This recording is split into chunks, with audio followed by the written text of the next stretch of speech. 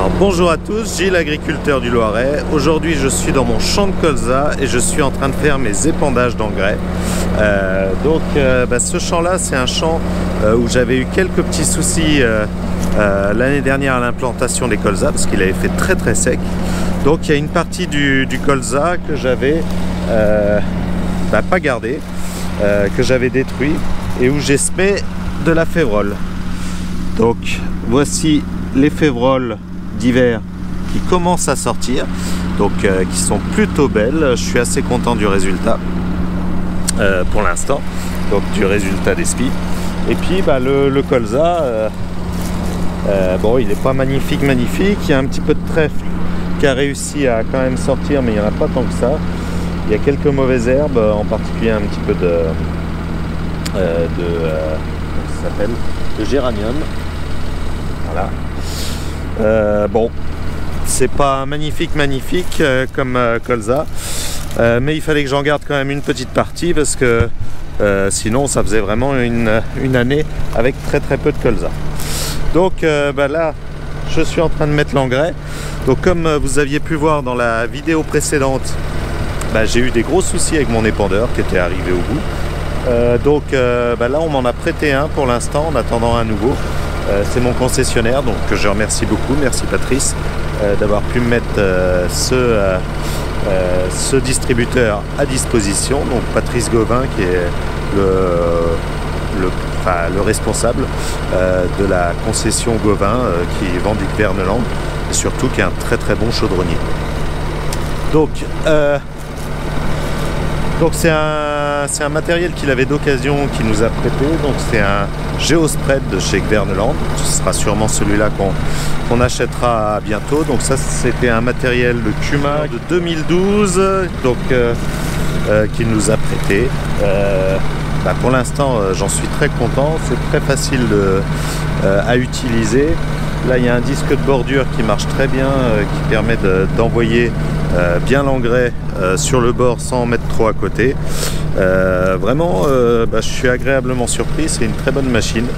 Donc là on va faire la partie, on va finir les engrais aujourd'hui.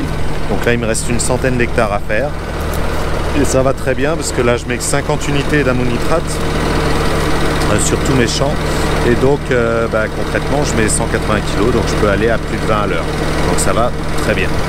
Donc comme vous pouvez voir aussi, c'est pas mon tracteur, c'est le tracteur du collègue avec qui j'ai l'épandeur en engrais. Pourquoi? Parce qu'il fallait un tracteur isobus, parce que la machine était isobus, et donc c'était ça le plus facile pour aller vite et pouvoir mettre cet épandeur dessus. Donc allez, je vous emmène en cabine, on va regarder tout ça, comment ça fonctionne. Donc là je ne sais pas si vous pouvez voir sur l'écran, il y a un petit peu de soleil.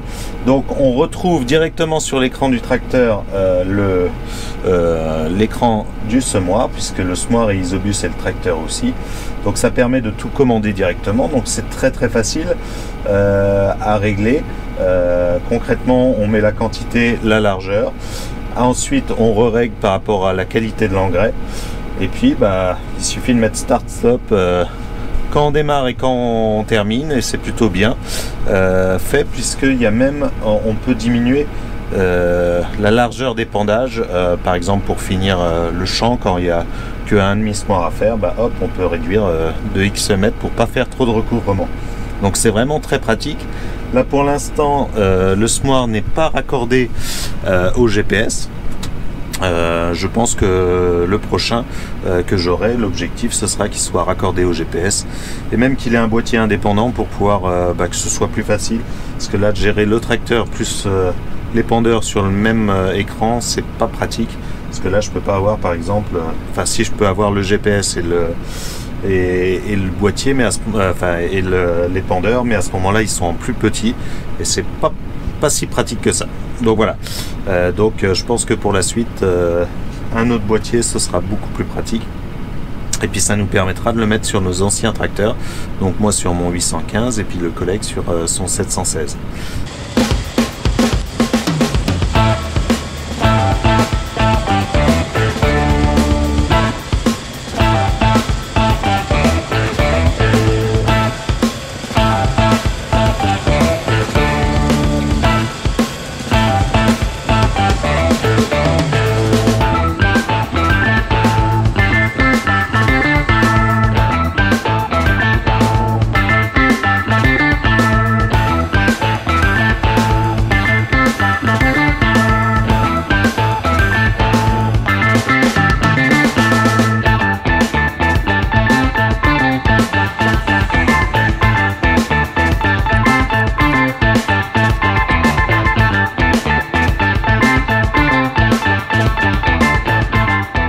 ici dans une autre parcelle, une parcelle de blé tendre.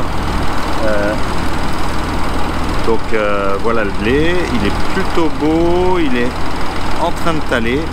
Donc là on peut voir par exemple ici, on a le maître brun, une première talle et on a une deuxième talle là qui est en train de sortir à côté. Donc il est en plein talage. Donc cette parcelle, c'était une parcelle de colza l'année dernière. On voit encore quelques cannes qui avaient été broyées. Il y avait du trèfle. C'était un colza avec un trèfle. Donc on peut voir qu'il y a encore quelques petits trèfles qui sont présents. On va voir si s'il reste dans les années à venir. Tenez, regardez, hop, dans les mois à venir plutôt. Voilà, il y a quelques petits trèfles qui sont encore présents, mais il y en a plus beaucoup. Donc un blé que je trouve où je suis plutôt content. Il est plutôt beau. Bon, il est certes un peu en retard, mais comme tous les blés cette année, puisqu'on avait quasiment un mois de retard sur les semis de tous les blés. Mais globalement, je pense qu'il a du potentiel. Surtout, il est propre, très peu de raies. Donc ça, c'est super important chez moi parce que c'est un gros souci. Et c'est une parcelle qui n'aura pas de désherbage, de rattrapage au printemps. Donc c'est plutôt positif puisque le désherbage, ça coûte assez cher. Donc là, elle a eu un désherbage d'hiver et elle n'aura pas de désherbage de printemps. Donc c'est plutôt bien. Voilà, donc allez, on continue. Je vous fais quelques images de cette parcelle, de l'épandage de l'engrais dans cette parcelle de blé.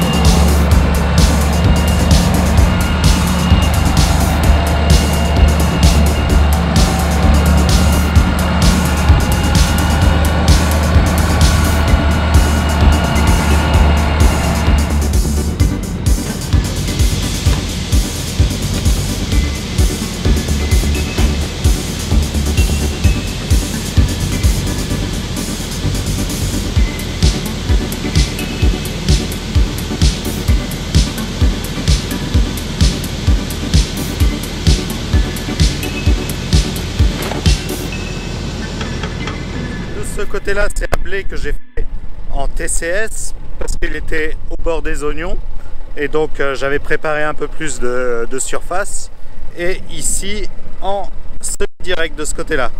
Donc si vous pouvez voir, là on voit bien la différence. Là où il y a encore les cannes de colza, c'est du semi-direct, à droite du TCS.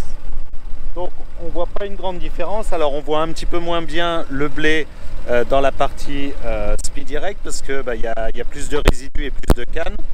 On le voit un petit peu mieux de l'autre côté. On pourrait dire que pour l'instant il y a une petite différence de développement. On voit que ça a plus minéralisé au niveau azote du côté travail du sol que du côté speed direct. Donc voilà, mais sinon pas de grande différence. On verra à la récolte ce que ça donnera. Voilà, on termine ces apports d'engrais par les blés de maïs. Comme vous pouvez voir, ils sont plutôt beaux. C'est quasiment les plus développés puisque c'est les premiers que j'avais semés. Il reste quand même moins développés qu'ils devraient l'être à cette époque-là puisqu'ils ont quand même été semés tard. Mais là, il y a deux talles là, bien sorties et la troisième elle est en train. On est plutôt sur sur un développement qui est un petit peu plus important que les autres blés, parce qu'il y a déjà une talle qui est beaucoup plus belle. Donc voilà, ça donne plutôt un blé plutôt un petit peu plus fourni pour l'instant que les autres. On va voir ce que ça va donner, je suis assez content. Alors bon, la matière est en train de se dégrader, il y a beaucoup de matière au sol puisqu'on est en semi-direct aussi sur ce blé de maïs. Mais voilà, c'est plutôt une belle réussite cette année les blés de maïs parce qu'ils ont pu être faits tôt et en très bonne condition. Donc voilà pour cette vidéo, j'espère qu'elle vous a plu. Je vous rappelle que vous pouvez vous abonner à ma chaîne en cliquant sur le petit lien ici.